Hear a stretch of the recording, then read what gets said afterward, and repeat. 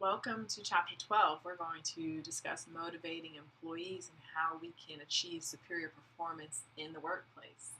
By the time you're done reading this chapter, you should be able to answer these questions. What's motivation for studying motivation? Why would we do it? What's our motivation? Why do we care about motivating other people?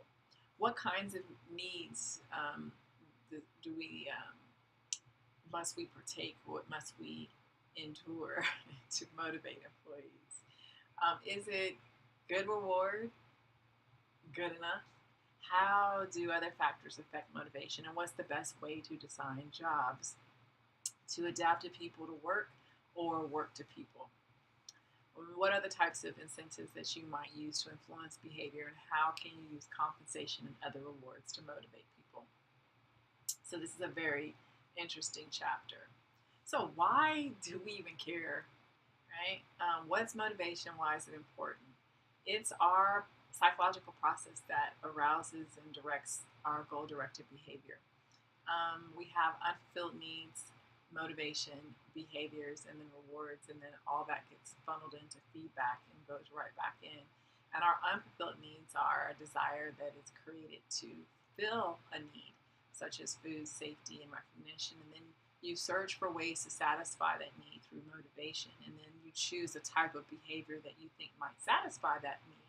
And then there's two types of rewards that help to satisfy those needs. Those are intrinsic and extrinsic. And then we reward our informs us whether or not the behavior worked and we should use it again, or if it didn't, then we should try something else. And then we just keep going through that cycle. And extrinsic rewards are the payoff that we receive from others for doing a particular task well. Our intrinsic rewards is the satisfaction that we receive when we do a task well. So Bethany's writing a paper for her management class, and she already has a strong A, and she only needs to get a C on her paper to keep her A. As she prepares the final version of her paper, she takes special care that the paper is well written, insightful, and error-free, something that she can be proud of. Is she experiencing intrinsic reward, high equity, a belongingness need, or a hygiene factor? If you said A, you're correct in an intrinsic reward. So why do we care about motivation? The reason why you want to motivate people is because you want people to join your organization. You want them to stay. You want them to show up on time. You want them to be engaged. You want them to come to work. If they could come to work Monday to Friday or whenever their shifts are, every single week, except for holidays and vacations, you want them there. You want them to be engaged and excited and feel passionate about the work they do. You want them to go above and beyond and do extra for your work. So to join your organization, you need to instill in talented prospective workers the desire to come work for you. You want the job to appear to be a great place to come work because it is a great place to work. To stay with your organization, whether you're in good economic times or bad, you always want to be able to retain good people. The loyalty that comes from that is amazing. You want people to show up. In many organizations, absenteeism and lateness are huge problems. They're absolutely huge problems. And so when you have people that are there consistently, they're on time, and if they late, they want to make up the time. That speaks volumes about your organization, and it speaks volumes about those people. Engaged employees produce higher quality work and better customer service than those that are not engaged. And then, of course, as I said, going above and beyond. You hope that your employees will perform extra tasks above and beyond the call of duty. And this is what we call good citizens. That's something that you really hope that you can get. If you have a bunch of good citizens in your organization, you've got a great team. Don't let them go. So let's look at some perspectives. Content perspectives are theories that emphasize the needs that motivate people. Our needs are both physiological or psychological, or both. and they're deficiencies that arouse our behavior, because we can't have both physiological and psychological deficiencies. Maslow created a hierarchy of needs, and many of you have seen this pyramid that he has in. At the very bottom of the pyramid, is the widest part, is your physiological needs, and those are the most basic human needs that we have, which is food, clothing, shelter, comfort, and that's how we're able to have self-preservation. Right above that is our safety needs, and those are the needs that we're concerned with, both our physical and emotional security, and we're most concerned about avoiding violence and threats. Our love needs are right above that in the pyramid, and those are met once our basic and security needs are taken care of, and people look for love, friendship, and affection. Then right above love is our esteem needs, and after our social needs are met, we focus on what matters most, and that's our self-respect and our status and our reputation and recognition and self-confidence. And those help root us. And then when you reach the level at the very top of this pyramid, the very top, the zenith of the mountain, is our self-actualization. It's the highest level of need. It's our self-fulfillment, our need to develop our fullest potential, to become the best that we're possibly capable of. It's the best us, the best representative. We feel fulfilled, we feel accomplished, we feel whole and complete. That is self-actualization, and that's Maslow's hierarchy of needs. And there's the pyramid. See, I wasn't leading you astray. Now, in Peak, How Great Companies Get Their Mojo from Maslow, Chip Conley, the CEO, describes how JDV used Maslow's theory to motivate their three stakeholders, which were employees, customers, and investors. And what they did was tap into the power of self-actualization to create peak performance. So it's interesting how you can use these concepts and these theories in order to see how well they actually can apply in real time and within your organizations. Then we have McClelland's acquired needs theory, and this states that we have three needs: achievement, affiliation, and power, and that their major motives determine our behavior in the workplace. When we have a well-balanced individual, the achievement, affiliation, and power are of equal size. When you have an absolute control freak, the individual has normal achievement, but their affiliation is small and their power is large. So with the affiliation, meaning they really don't intermingle with that many people as far as their circle of influence, but they have great power. Right. So you really do want to kind of lean more towards well-balanced, where it's a healthy share of all three. With our three needs: achievement, desire to achieve excellence in challenging tasks; affiliation, friendly and warm relations with others; power, the ability to be responsible for or control other people. So Patty prefers to work alone. Probably heard that lightning strike. She's comfortable taking moderate risk, and she feels good when she accomplishes a goal. Which of the four does Patty probably have? High need for achievement, affiliation, power, or does she have a low need for achievement? If you said A, you're correct. She's a high need for achievement. So we have Deci and Ryan's self-determination theory that assumes that people are driven to try to grow and to attain fulfillment, with their behavior and well-being influenced by three needs. They're all innate needs: competence, autonomy, and relatedness. Competence is our need to feel qualified, knowledgeable, and capable of completing goals or tasks and to learn different skills. Autonomy is our feelings, our need to feel free and to have discretion to determine what we need to do and how we want to go about doing it. Is the sense of power and control within ourselves that we can do something. We don't have to wait for the red tape to be cut on certain things. We don't have to wait for the permission to do something because we've been given the okay to do it. That's our autonomy. Relatedness is our need to feel a sense of belonging and attachment to others.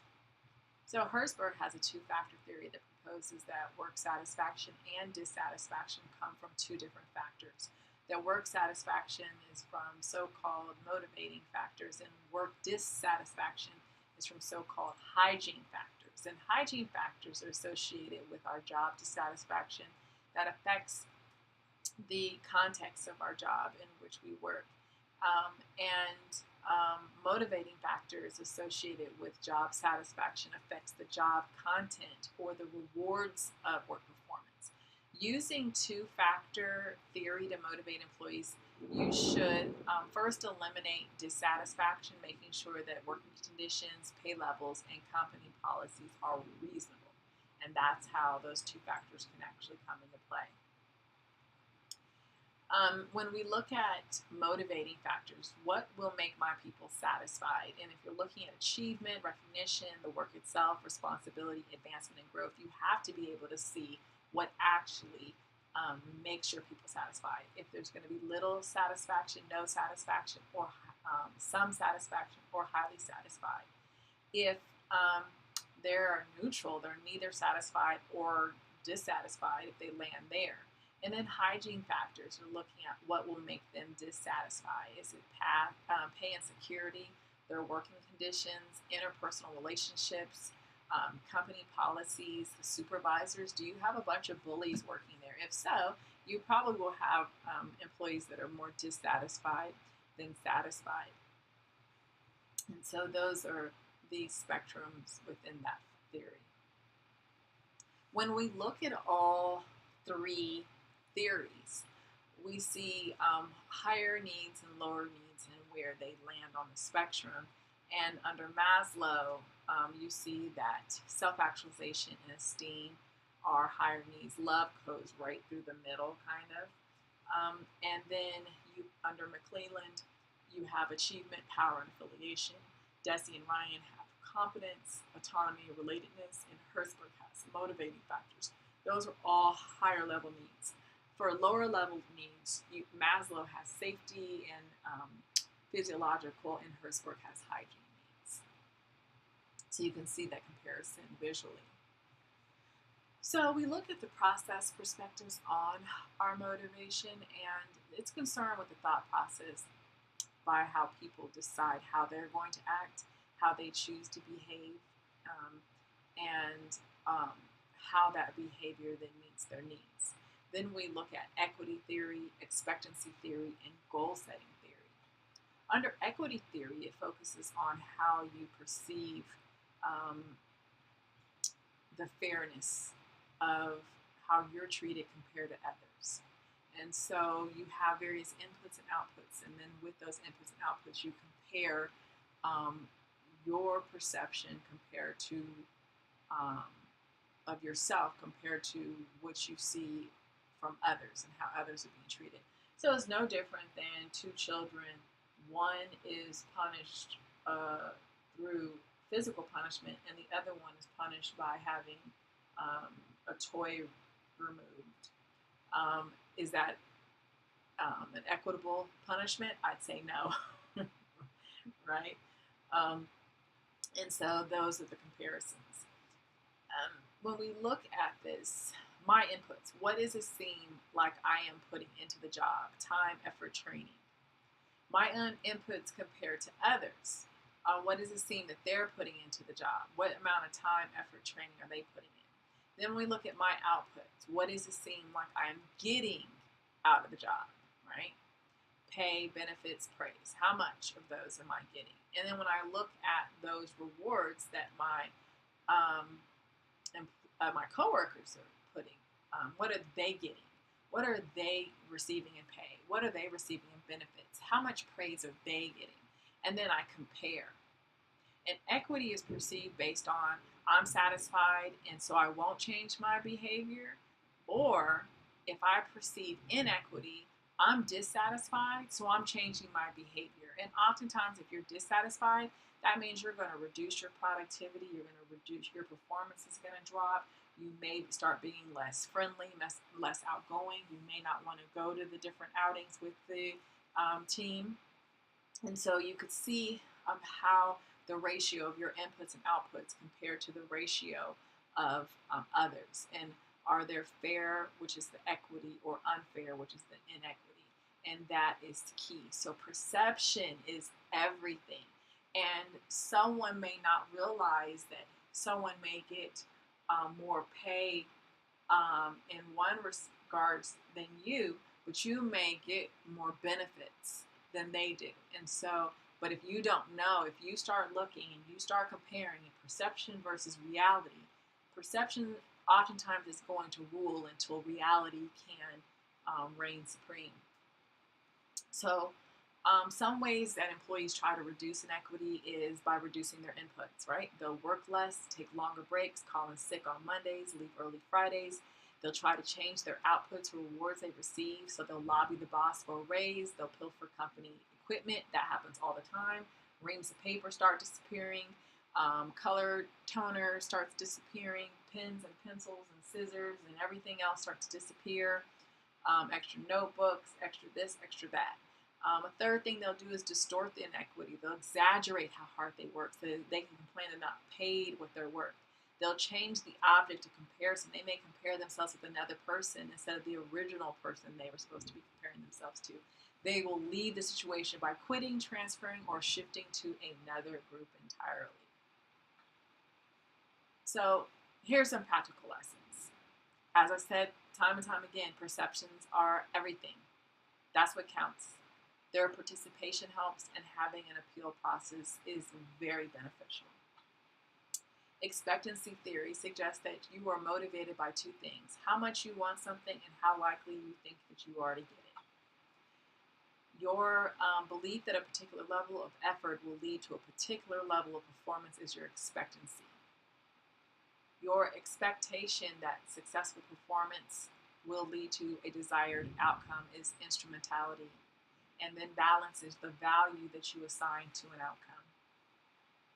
So let's look at figure 12.8, and we're looking at the major elements of this theory. Effort. I exert an effort to do X, Y, and Z in order to achieve either expectancy or performance, right? So either will I be able to perform at the desired level on a task? That's our expectancy. Performance is a particular level of task performance, so that I can realize either instrumentality, what outcome will I receive if I perform at this level? What am I going to get? What kind of perk am I going to get? Am I going to pat it on the back? Am I going to get a raise? Am I going to get some kind of acknowledgement? Or is there an outcome, right? How much do I want the outcome? How badly do I want it? And based on the level of how much I want it will help me determine how far I'm willing to go to get it. So last year, Diana's boss promised her a big bonus if she met her goals. At the end of the year, she not only met her goals, she exceeded the goals. She found her bonus was very small, though. In the future, Diana's what will probably be what? Will her balance be low, her instrumentality be low, her expectancy be low, or her expectancy be high? If you said B, her instrumentality will be low, you're correct. Because why would I exceed expectations if I'm going to get some little rinky-dinky bonus, right? She'll exceed it if she thinks that her bonus is going to be exceptionally well, exceptionally high. So with goal setting theory, your goals should be very specific, right? Remember we talked about SMART goals. They should be very specific, challenging but achievable, linked to action plans, need not be jointly set to be effective, and you have to have some feedback. Feedback helps to enhance goal attainment. You need to know how well you're doing towards reaching that goal. Job design. Here's some perspectives tied to this. It's the division of your company's work among its employees and the application of motivational theories to the jobs to help increase both satisfaction and performance. We have job simplification, job enlargement, and job enrichment. Job simplification is the process of reducing the number of tasks a worker performs. Job enlargement is what we do to increase the number of tasks in a job to be able to increase both variety and motivation. And job enrichment consists of building into a job motivating factors such as responsibility, achievement, recognition, stimulating work, and advancement. Under the job characteristics model, we have 5 core job characteristics: skill variety, task identity, task significance, autonomy, and feedback. Those blend into our 3 psychological states. Skill variety, task identity, and task significance tie into our experienced meaningfulness of work. Autonomy ties into our experienced responsibility for work outcomes. And feedback ties into the knowledge of actual results of the work. From those, all 3 psychological states then merge into our work outcomes of high work motivation, work performance, work satisfaction, low absenteeism, and turnover. And then, of course, we have various contingency factors, right? Those are the degree to which individuals want personal development, psychological development, and those are tied to knowledge and skill, desire for personal growth, and context satisfactions. When we apply this model, you have to diagnose the work environment to see whether a problem actually exists. And then you have to determine whether job redesign is appropriate and consider how to redesign the job in order to make it more appropriate and palatable. So with reinforcement perspectives on motivation, you attempt to explain behavior change by suggesting that the behavior with positive consequences will most likely be repeated, whereas behavior with negative consequences tends to not be repeated, right? If you think about being punished as a child, only the child who just wanted to get attention would keep doing something that would give them negative attention.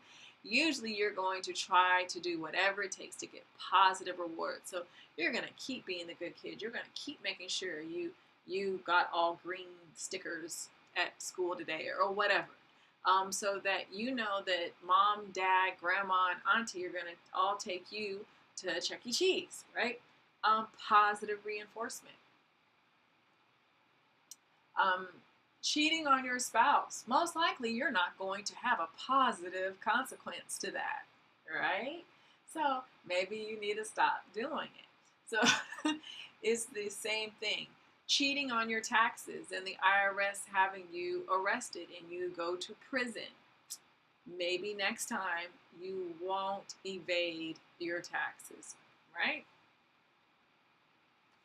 So as I've already shared, different types of reinforcement, both positive and negative. Extinction is where you weaken the behavior by ignoring it or making sure it's not reinforced. That is when, I'm going to give you a personal example, a child having a temper tantrum. By you walking away and ignoring that child, eventually they're going to stop because you're not giving them any attention.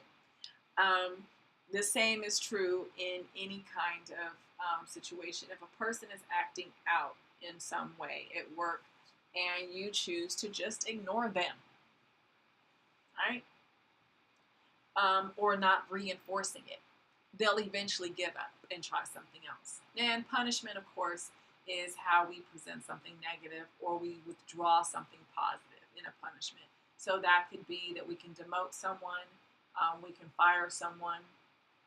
Those are ways in which we can punish in the workplace. So when a manager stops nagging a subordinate, the manager is using positive reinforcement, negative reinforcement, punishment, or intrinsic motivation.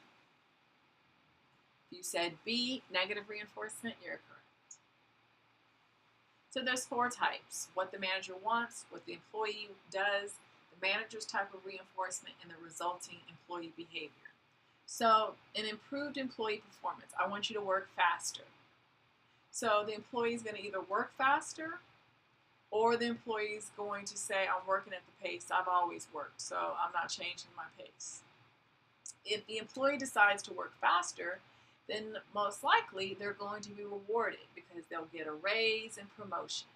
Or they'll avoid employee reprimands and they're going to say, I'm no longer going to nag you about working faster.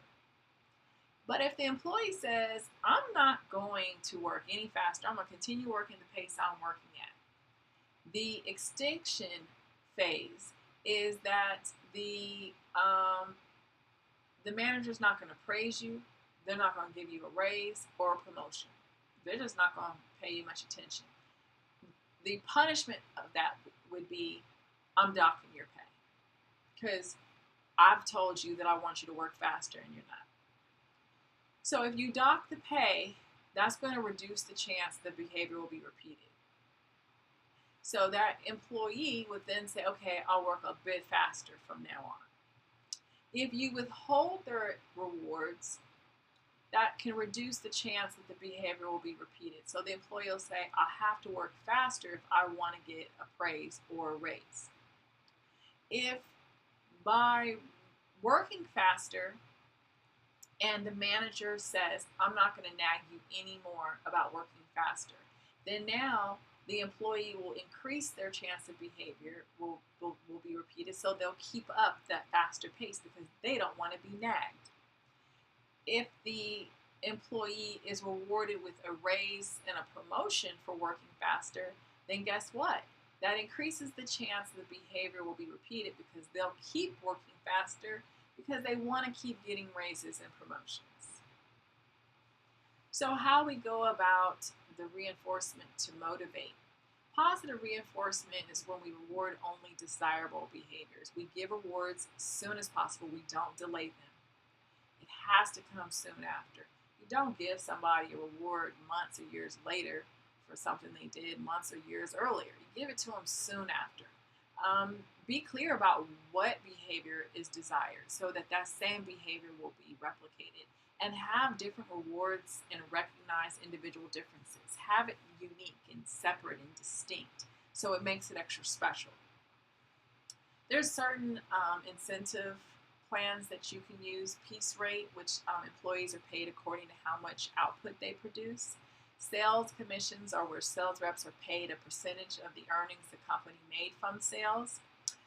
Bonuses or cash awards given to your team members who achieve specific performance objectives.